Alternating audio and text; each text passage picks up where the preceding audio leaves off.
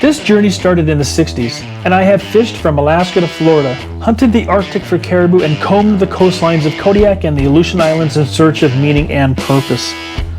These excursions exemplify a deeper understanding of success beyond that of just catching fish or bagging big game. They are about the chase and learning who you are.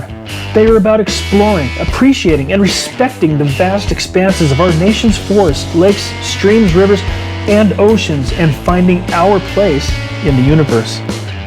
My name is Gene Quinney.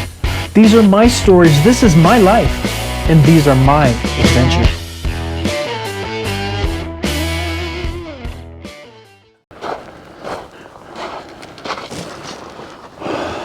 Today, I am on American Lake.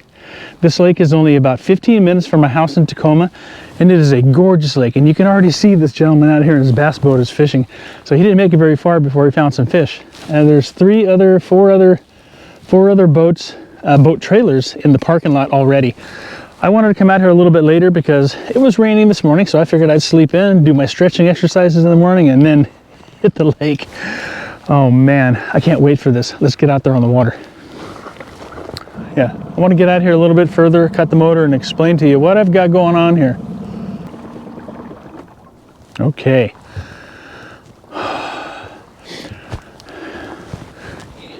I wanted to take a break from the cowlets to let the steelhead numbers come up a little bit. So the last time down there, I hauled the boat back with me. Yeah, this boat. And I actually stopped at Alder Lake because on the way down to the river, I seen that the lake was full, so it was fishable. And I stopped there, and on the way back, fished for a few hours, and it was horrible. The entire lake was covered with debris, logs, stumps, trees, limbs, everything you can possibly imagine. It was an obstacle course. It was a minefield. It made it very difficult, and I lost one of my rigs. Take a look at some of the video of that. I already got snagged up once trying to get right above the rocks. Oh, there we go. There we go. See, that's a snag. There it goes. Just came off. The dangerous game I'm playing here on this point.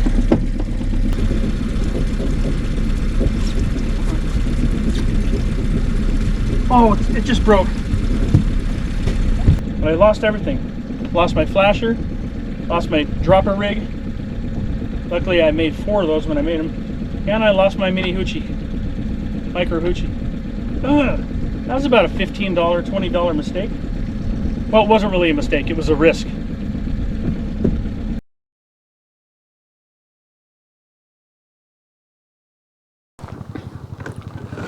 So what I'm going to do today is, first of all, I'm going to do some trolling for some trout and maybe the Unicorn Kokanee. So I have one rod. This is going to be set up as a dropper rod. All 4 of my Kokanee rods are the same. They're the Unicorn Kokanee right here. There you go. 4 to 8 pound test. All my rods have 20-pound test braid. We're going to be sending this flasher down on about a 10-inch leader to this hoochie. So those dropper rigs can be used on kokanee, trout, and salmon. I put 2 of these on each hook.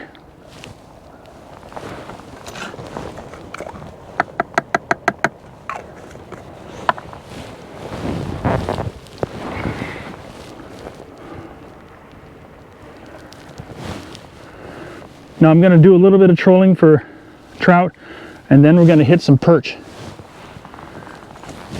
Okay.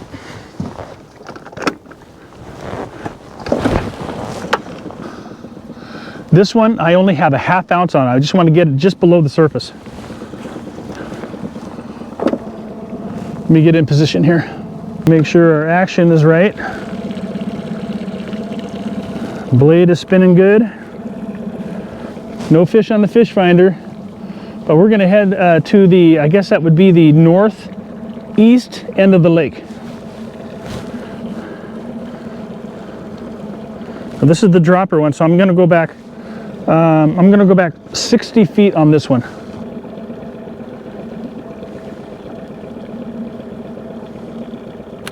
Right now we're traveling at 1.49 miles per hour.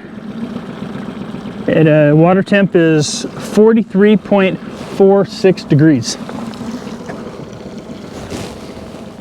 Okay, well technically we're fishing, right? We get that downrigger one set up. Got a 10-pound ball on there. My homemade downrigger clip. One of these days I'll show you how I make those too.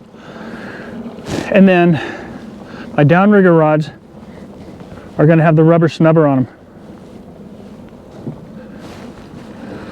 The way I make those dropper rigs is they have the sliding weight system on it, so those actually act as a little bit of a snubber system, because when the fish is fighting, the dropper rig itself is sliding through the dropper rig on the weight, so that acts a little bit of a buffer against the weight. So that's why I don't put a rubber snubber on the dropper rigs.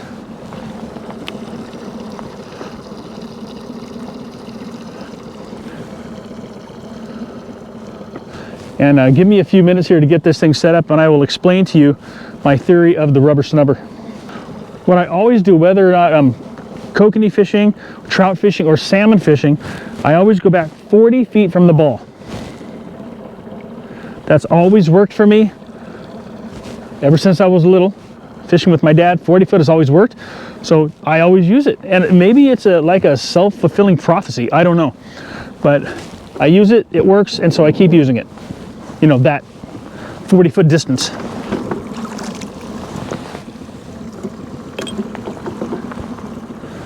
Okay.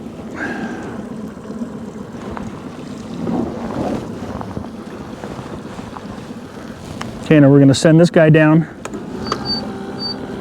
So I can actually go down with the switch and the motor just goes in reverse, like that. Or I can loosen the drag on this side and free fall it at 90 miles an hour. Of course, I don't like to do that, so I usually just go down with the switch. Okay.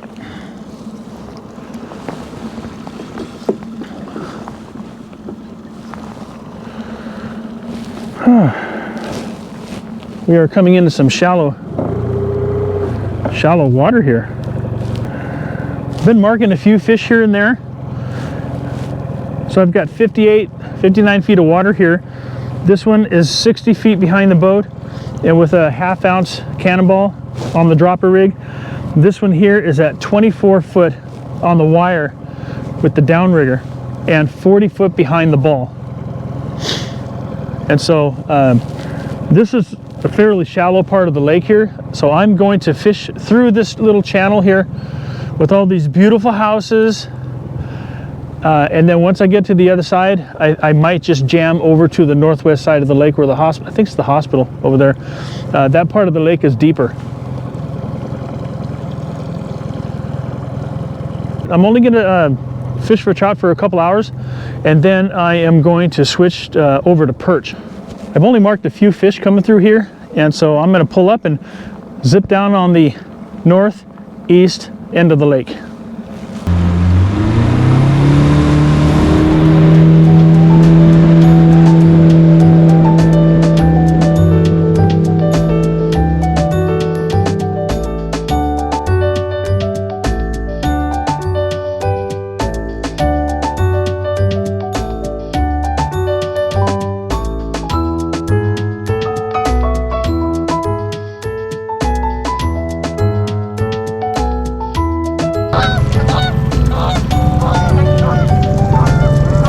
I'm going to switch rods on the downrigger. Put this guy on there.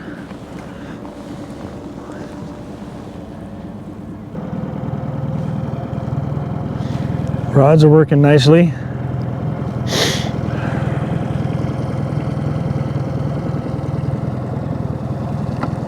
There's a fish. There is a fish right there. Oh boy. I'm just trolling around looking for schools of perch. And this guy hit. Oh, let's see what we have here. Probably a trout.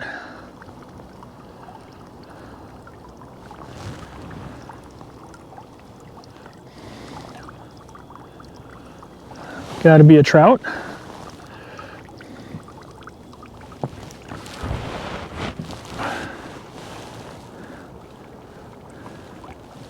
Oh yeah, looks like a trout to me.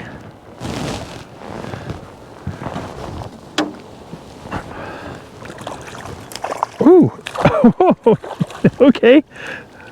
Oh boy, come on, baby. Come here. Oh, okay. Come here. Quit messing around. Get in the net. Get the net. Isn't that something? There we go.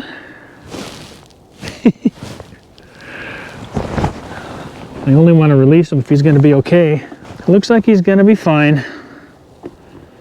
We'll slowly let him go out of the net. Come on. Come on. This way. Okay, get out of the net. There you go. Come on. There you go. He's gone. Ha! 1 hour later. So I like to keep a rubber snubber on my rod that's for the downrigger. And I mentioned earlier that the dropper rig that I use, has the sliding weight. And so that acts as some kind of a buffer as the fish is shaking his head and sliding back and forth. It's not actually pulling directly on the weight because it allows the dropper rig to slide through the weight. It allows the weight to slide through the dropper rig. Well, you know what I mean. And so that acts kind of like a buffer. But the reason I like the rubber snubbers on the downrigger rod is because I obviously don't have that extra buffer there.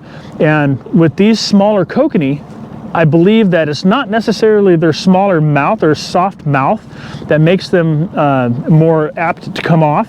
And you lose a lot of kokanee, the smaller ones. The bigger ones, not so much. And I think that's because, think of it this way. Now, this is totally my theory, based on what I've experienced. Now, you can correct me if I'm wrong, but think of it like this. You have two different fighters, right? You have a lightweight or a featherweight fighter, whether it's a boxer or MMA, it doesn't matter. And then you have a heavyweight. So the bigger fish are the heavyweights. The smaller fish are the featherweights or the lightweight fighters. Now the lightweight fighters are faster, they're jerkier, they respond quicker, their movements are faster, so the smaller fish are really spastic and they're flopping all over the place, unlike the bigger lumbering fish like the heavyweights who have a lot of strength and power and weight, but they're not necessarily as fast and sporadic as the smaller fish. And I think that's why you tend to lose smaller fish, smaller kokanee, than you do larger kokanee. Back in the day, we didn't have these kokanee rods. So these new rods, they take up a lot of that shock. And so if I was fishing at a place where they had larger kokanee, 2-3 pound kokanee or even bigger, I wouldn't have a rubber snubber on there. I wouldn't need it because the rod would take that up. I think it's imperative to have the rubber snubber on when you have the smaller fish. But that's just me. Take it for what it's worth. I think you should actually think about that for a few hours and then get back to me. So you guys who watch my videos, I like 40 feet, 60 feet, 80 feet max. And the reason that is because I believe the further you are away from the boat, the more likely you are to lose the fish because you have a longer distance for the fish to fight and come off. So that's why I always stick with 40, 60, 80. I've never gone back 120. I know people do 120, 150 feet, but then you have all that distance that fish, gets to fight. And bugs, sorry. So anyway, I think it's better off to be closer to the boat, that sweet spot where you don't have it too close to the boat where, the fish are spooked from the boat. So that's my belief anyway. That's my story and I'm sticking to it. I'm still just trolling around looking for schools of perch. I haven't found one yet. Well. I've trolled quite a bit and I'm marking sporadic fish here and there, but nothing really to get excited about. So I think I'm gonna pull up and zip over there to the other side of the lake and try to find some schools of perch. 2 hours later. It is 1 o'clock and the sky has opened up on me and it's raining.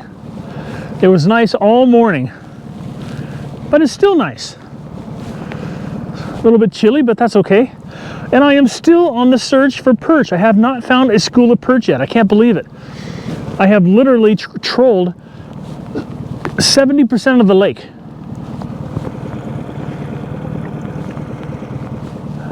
And I marked a couple small spots, you know, where there are little groups of fish, but no big schools. It's weird. But I'm gonna zip back over this way towards the VA hospital. So I'm gonna head over here and I'll get back to you if something exciting happens. Where, oh where are you tonight? Why did you leave me here all alone? I searched the world over and I thought I found true love. You met another and you was gone.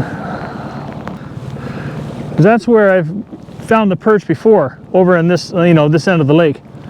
And I didn't mark any perch when I was down at the other end when I was trolling for trout. So I went all the way to the club side too, on the far south end. Nothing down there either. They've got to be here somewhere, because this time of the year these perch, they school up.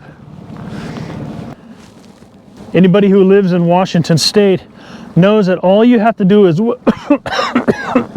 choke on a bug. What I was saying is, anybody who lives in Washington State knows that all you have to do, if you don't like the weather, just wait around a little bit longer, because it's going to change. Now it's beautiful. It rained like crazy for a little while. Now the sun is out. Man, it's nice. And I still have not found a school of perch. I've been able to find small pockets of fish, but I haven't been able to, you know, be able to hold on top of them because they're too small. So what I'm looking for is a large school of fish that's kind of spread out, so I don't have to shoot for such a small target. Oh boy. But I'll get back to you as soon as something exciting happens. Well, as I look around, as we look around, you can see it is an absolutely beautiful day.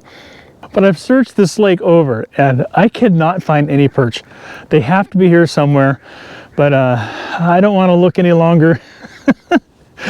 So we did catch the one trout, and I was hoping to find, you know, the schools.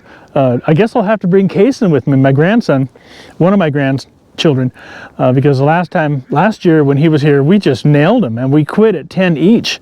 And yeah, it was they were easy to find. For some reason today, not so much. But thanks for watching. I appreciate it. If you're not subscribed to the channel, please do so. Hit the like button, share the channel, share the video, whatever you want to do, and comment at your convenience. So peace, love, tight lines, and I'll see you on the water. Bye now. If you liked this video, be sure to check out our other videos where you'll join us on the ocean catching kings and silver salmon, lakes catching kokanee trout and landlocked coho.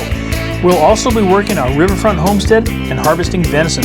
Stay tuned for more fishing and hunting and outdoor adventure videos.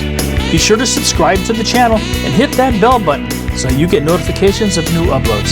Thank you for watching.